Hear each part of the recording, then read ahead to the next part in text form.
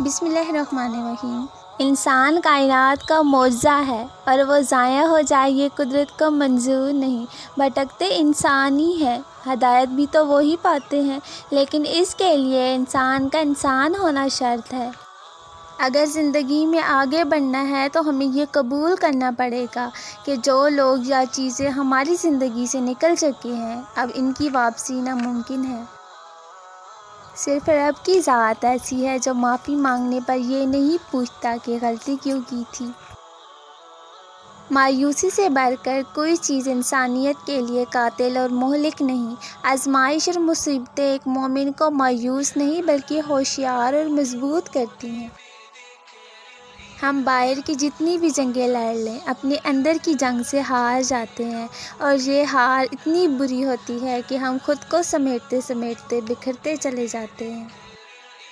مخلص رشتے بنانے کے لیے مخلص ہونا ضروری ہے۔ آدھا سچ اور آدھا جھوٹ کا مطلب ہے آپ کے رشتے کی بنیاد ہی ملاوٹ تھی۔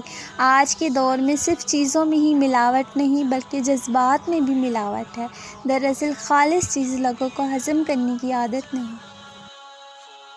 انسان پریشانیوں کی گنتی کا ماہر ہے لیکن نعمتوں کا حساب رکھنا بھول جاتا ہے۔ وہ لوگ جو روتے نہیں ہیں انہیں رلانا نہیں چاہیے، کیونکہ جب وہ روتے ہیں تو وہ صرف ایک بات پر نہیں روتے بلکہ ان سب باتوں پر روتے ہیں جن پر انہوں نے صبر کیا ہوتا ہے۔ میرے ضبط کی حد ٹوٹے تو صرف تیرے آگے میرے اللہ، مجھے صبر کا وہ مقام دے دھیان۔ جن کے دل کے آئینے اجلے ہوں ان کے مقدر کبھی دھندلے نہیں ہوتے۔ جو ہم کھو دیتے ہیں قدرت پہلے سے بھی بہترین چن کر رکھتی ہے ہمارے لیے۔ عمل کے بعد نتیجہ نیت کا نکلتا ہے اور لوگ سمجھتے ہیں قصور قسمت کا ہے۔ نہیں ملا وہ تب بھی شکر ہے کیونکہ ہمارے مذہب میں مایوسی کفر ہے۔ کچھ مدت گزرنے کے بعد آپ کو معلوم ہوگا کہ خدا آپ کو آپ کی انتخاب پر چھوڑ دیتا تو آپ ڈوب جاتے۔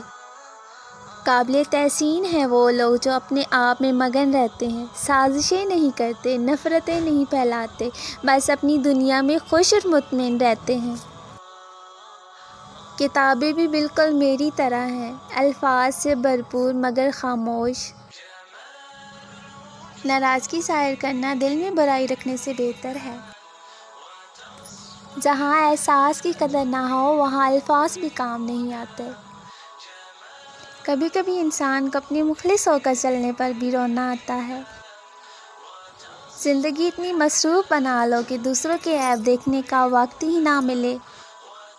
جو سہنا سیکھ جائیں وہ کہنا چھوڑ دیتے ہیں۔